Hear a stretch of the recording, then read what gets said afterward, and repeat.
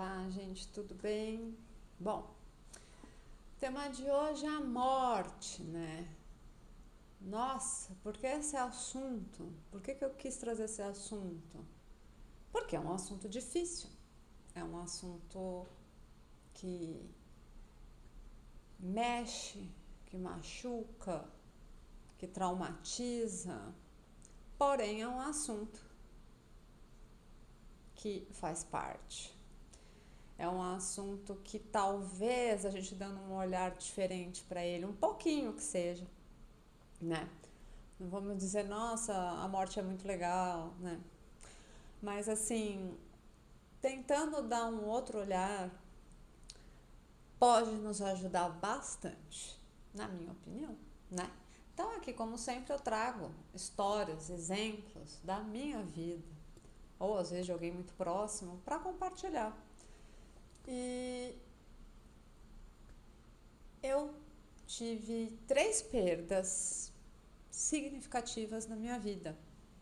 Minha família é pequena, são poucas pessoas e é isso. Então, nós temos perdas, né? Isso a gente está falando de morte mesmo ali, física, né? Eu perdi um filho, né? Quando eu tinha 19 anos, um natimorto de uma gestação que foi perfeitamente acompanhada de um pré-natal. Que não teve nenhum problema, nenhuma intercorrência, não era de alto risco, não tinha nada assim que atestasse algum problema no bebê em nenhum momento do pré-natal. Mas ele veio a óbito 2 ou 3 dias antes do nascimento. Sim, ele foi um natimorto. Eu tive parto normal, inclusive. E não tem explicação, né? Daquelas que não tem explicação. E aí depois foi feita a necrópsia, enfim. E se o bebê tivesse sobrevivido, segundo o laudo médico, ele não enxergaria, acho, seria surdo possivelmente, e os ossos da cabeça não estavam perfeitamente encaixados. Então, o que dizer, né? Hoje eu digo obrigada, meu Deus. No dia eu pedia, não, pelo amor de Deus, não, não, não, meu Deus, por que isso? Por que, né? Eu lá no meu momento, sozinha, dentro de um banheiro do hospital, um excelente hospital na época aqui em São Paulo, trancada, eu ajoelhei e pedi a Deus que aquilo não tivesse acontecendo comigo, que tivesse sido um erro médico, né? E não foi um erro médico. Meu choque foi tão grande que eu estava em trabalho de parto que eu parei de sentir as dores da contração. E mesmo assim eu tive um parto normal, porque eu já estava com uma dilatação e tal. E inexplicavelmente isso aconteceu. E eu sofri, né? Eu tinha uma gestação de... Eu era muito nova, mas eu queria. Então,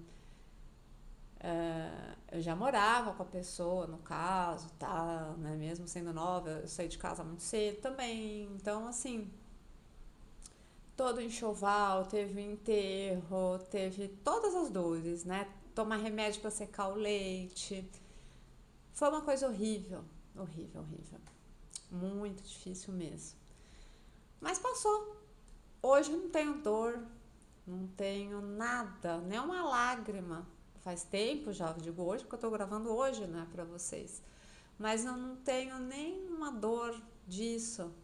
Eu tenho agradecimento, porque se teve que ser dessa forma, foi dessa forma. Eu poderia ser uma revoltada, eu poderia culpar Deus, podia culpar médico, podia culpar todo mundo e não ia mudar a situação, né? E depois eu tive meu filho, que tenho meu filho, super lindo, saudável, maravilhoso, enfim. Mas a morte veio pra mim muito cedo, né? A primeira morte que eu tive foi do meu avô, mas eu não me lembro, porque eu era muito criança, muito pequena. Depois foi essa do meu filho, depois foi da minha avó paterna, que foi uma segunda mãe para mim em muitos momentos, me ajudou muito, mas ela morreu aos 90. Então, nossa, glória a Deus, né? E também acho que eu entendi um pouco melhor, né? Quando a pessoa morre assim, ficou um mês internada, graças a Deus também foi pouca coisa, mas tinha que ir, né? Poxa, 90 anos, não sei, quem dera eu chegue lá. Então, eu também sofri, mas foi diferente. Não sei explicar, mas eu acho que eu acolhi melhor isso. Isso foi 2011. Há muito tempo eu não tenho nenhum sofrimento ou dor pela perda dela, né? Eu tenho boas lembranças, ela vive comigo diariamente. A morte traz para mim a vivência diária daquela pessoa que foi, né? E do meu gato anterior ao que eu tenho, ele morreu, eu me culpei, eu sofri num grau, gente, assim, que não sei, é uma coisa dilacerante. E eu me culpei, né? Então hoje eu tenho um outro gato e a cada espirro dele eu quase infarto, né? Também ficou mais um ponto aí a ser trabalhado. É muito difícil pra mim, muito difícil. Mas assim, eu peguei e falei assim, então tá, quando ele morrer vai ser porque Deus quer, não porque eu negligenciei. Não que eu tivesse feito alguma coisa contra o meu outro gato. Mas a gente, quando perde alguém, a gente se culpa, né? Eu tive a perda da minha avó materna.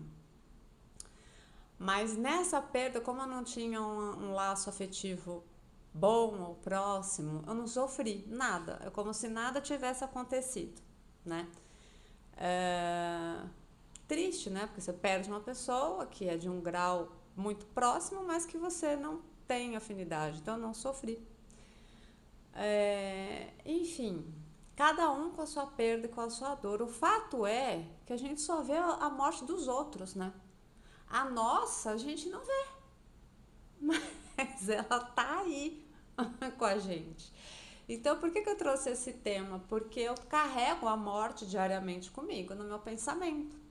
Não das pessoas que já se foram, da minha morte.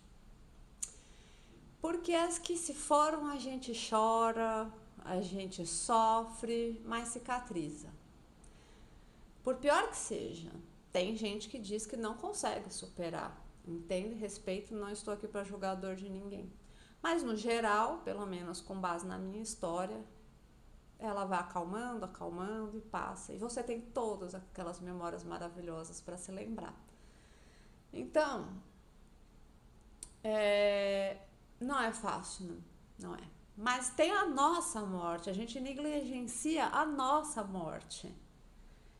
E aí, o que eu trago disso que eu posso acrescentar, na minha opinião, pra gente? Eu penso sempre assim, eu quero fazer tal coisa, eu quero falar tal coisa, eu quero viver tal coisa, então eu vou viver, porque a morte está à espreita. Então isso, ela vira um estimulante para mim, né? Porque assim, eu vou fazer, eu vou falar, eu vou tentar, eu vou agir, eu vou acontecer, eu vou... Entende, gente? Então, quando tiver aquela pontinha de insegurança, lembre-se, você vai morrer. Vai. E pelo menos se você morrer fazendo aquilo que você quer, ou que você sentiu vontade naquela hora, é melhor ou pior? Ter feito ou não ter feito, né? Porque a gente se apega a coisas tão pequenas, tão banais, tão bobas de o que o outro vai achar, o que o outro vai pensar, o que o outro vai dizer e tal. E na verdade, nada disso importa. Importa é você, como é que você lida com você. Como é que você lida com as suas vontades, como é que você lida com os seus medos. Porque quando você tem um medo, você pega a morte e põe do lado, o medo acaba. Não tem comparativo, né? Tipo, eu tô com medo que o fulano vai achar isso de mim. Bom, mas o que ele vai achar não vai fazer diferença pra mim, né? Eu vou morrer e tudo isso ficou pra trás. Eu tô numa relação, por exemplo, ruim com um amigo, com uma amiga, seja lá com quem for, com o marido, namorado, né? Mas eu vou ficar nessa relação ruim porque eu tenho medo do que vai ser, de como vai ser uma separação, um término, não sei o que, tal, tal, tal. Mas você já vive mal esse momento, vale a pena? Você vai morrer, né? Então, mais do que lidar com a morte, a perda de alguém que a gente ama, é lidar com a nossa morte. Porque ela tá ali, a gente não sabe quando, né? Uma coisa que eu vi, eu não vejo TV, mas apareceu lá, foi no YouTube mesmo, lá não aqui, né? Que no virada do ano, véspera, uma coisa assim, Natal, uma família aí do sul ia vir para um empresário aí muito grande. Ele, a família, iam vir para Jundiaí passar Natal e festas, acho. No próprio jatinho dele, subiu ele, a esposa, duas filhas adolescentes, uma criança que era da outra parente, acho que cunhada, mais a sogra, eram 10, 12 pessoas, todos morreram. Pegaram o avião para passar um Natal em família e caiu mesmo no sul, lá no Rio Grande do Sul, não sei aonde, não vou lembrar, enfim, não importa. Mas assim, gente, você tá indo para um lugar para você se divertir, para você comemorar em família, Natal, Ano Novo, vida nova. Acabou. Assim, como tantas outras coisas a gente vê, a pessoa infarta, né? Era um primo meu distante que acho que esse ano vai fazer um ano que ele faleceu no dia do meu aniversário, inclusive. Uns 3 anos mais velho que eu. Ele na academia do prédio dele, fazendo esteira, infartou. Morreu. Não deu tempo. Chamou lá o resgate, não deu tempo. Então, gente, mais do que lidar com a morte dos outros que nós amamos, que é inevitável também, quando pega tudo que você viveu de bom com aquela pessoa para te alimentar a alma, para você ver que isso vai acontecer com a gente. E viva o seu melhor. Ofereça o seu melhor para as pessoas, ofereça o bem, né? Faça as coisas que você tem vontade, não tem outro momento. Ah, mas eu acredito na vida após a morte. Mas nossa, né? Então vamos esperar outra encarnação para fazer um negócio, né? Eu não tenho religião, mas assim, se tem esse negócio de vida após a morte, é melhor a gente fazer bem feito nessa, porque vai que a gente volta pior, com coisas mais difíceis pra gente viver, né? Então, gente, é difícil, mas a dor passa de que quando a gente perde alguém, ela atenua e a gente tem que ter o olhar que devemos respeitar a morte, porque ela é parte da vida. Então, quando a gente perde alguém, essa dor também tem que ser validada e honrada, não é para, vamos brincar e divertir, não. Se tá doendo é porque aquela pessoa foi muito importante para você. E a dor, ela tem que ser vivenciada com muito respeito, mas não com desespero, né?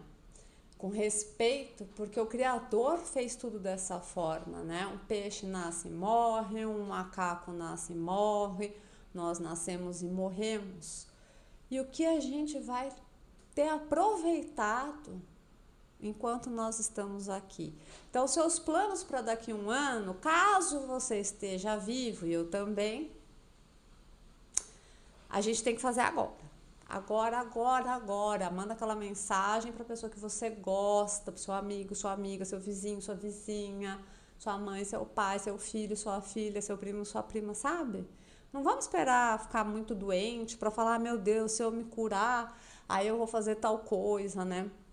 Eu tenho uma conhecida querida que ela teve um câncer de mama. Tadinha. Ela tá ótima, acho que tá melhor que eu, inclusive. A Rubi, né? Ela chama uma graça. Ela teve um câncer lá, um estágio grave, tirou, fez a mastectomia e vive aí, tá namorando faz um bom tempo, virou até cantora, inclusive. O máximo. Encontrei um dia ela no shopping e eu falei pra ela, nossa, eu te admiro tanto, né? Eu sigo ela no Insta.